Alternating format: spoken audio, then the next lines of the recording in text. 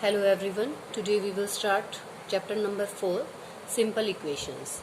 तो ये चैप्टर शुरू कराने से पहले मैं थोड़ा सा इसके बारे में आपको कुछ इम्पोर्टेंट बताना चाहूँगी। तो देखिए, सबसे पहले हमारा है equation.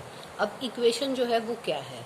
N equation is formed when two expressions are equal to each other, यानी दो जो एक्सप्रेशंस हैं वो आपकी इक्वल होंगी। और एक्सप्रेशन कैसे मिलती है? वेरिएबल और कांस्टेंट का जब हम एडिशन, सब्ट्रैक्शन, मल्टीप्लिकेशन या डिवीजन कोई भी उसके अंदर जो है ऑपरेशन लगाते हैं उससे बनती है। जैसे कि मान लो फॉर एग्जांपल 4x + 2 है, तो ये आपकी एक क्या है? एक्सप्रेशन है, ना कि इक्वेशन। लेकिन जब मैं इसको इक्वल टू ले लेती हूँ, किसी के भी इक्वल टू, भाई 0 के ले लिया, किसी के भी ले सकते हैं, 2 भी ले सकते हैं, 3 भी, 4 भी, कुछ भी ले लें, तो मतलब जब वो किसी एक्सप्रेशन के इक्वल होगी, ठीक है, तो हमारी क्या कहलाएगी? इक्वेशन। तो इस तरीके से आपकी क्या बनती है? इक्वेशन। अब क्या कहता है? An equation help us find the unknown quantity in the expressions.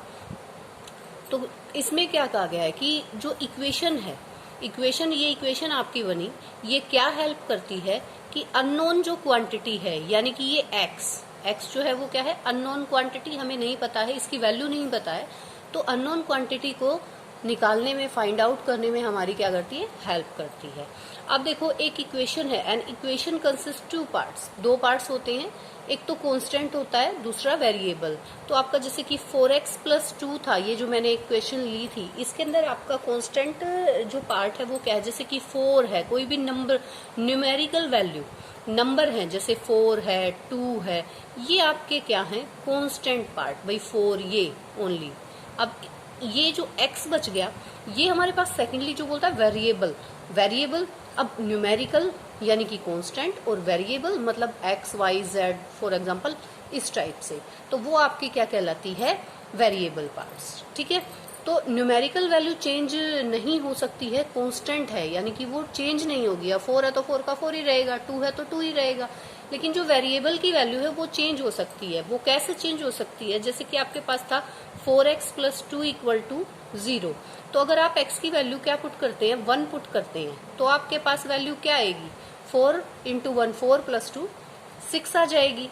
अब यहाँ पे अगर 2 करोगे तो इसकी वैल्यू कुछ डिफरेंट आ जाएगी, 3 करोगे तो डिफरेंट आ जाएगी। तो इस तरीके से इसकी वैल्यू जो है वो चेंज हो सकती है, ठीक है। तो ये वेरिएबल वाला पार्ट है, x वाला, ओके।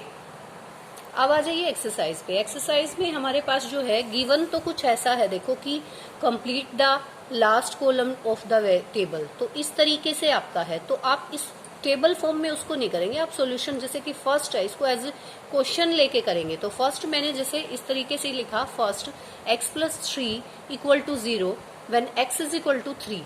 तो देखो मैं क्या करती हूँ, लेफ्ट हैंड साइड ले लेती हूँ। क्या है मेरे पास? x + 3 लेफ्ट हैंड साइड है। देखो ये लेफ्ट हैंड साइड है, ये राइट हैंड साइड है, तो मैंने लेफ्ट हैंड साइड ले ली।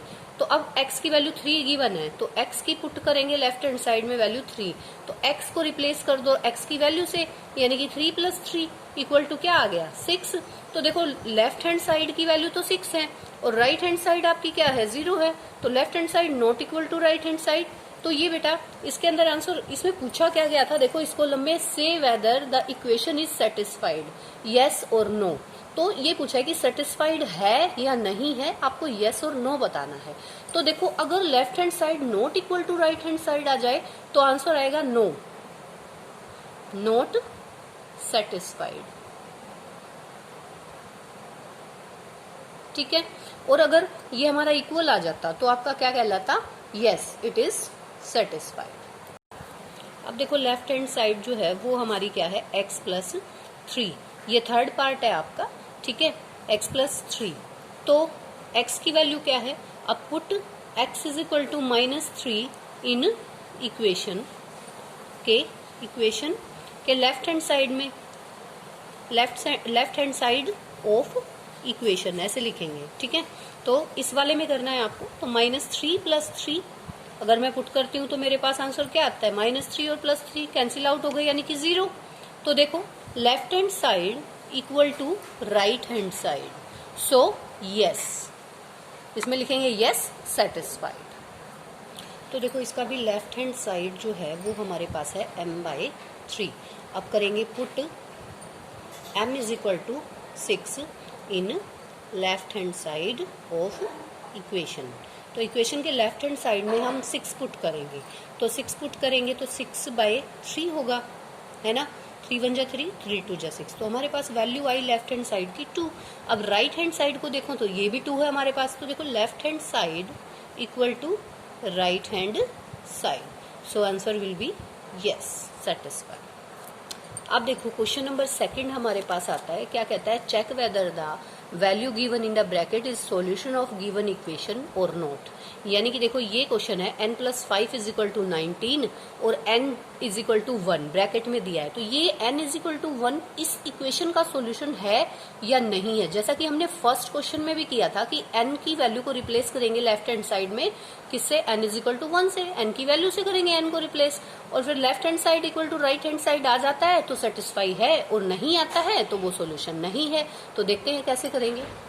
Now take left hand side मैंने जो है ले ली है x+5 है।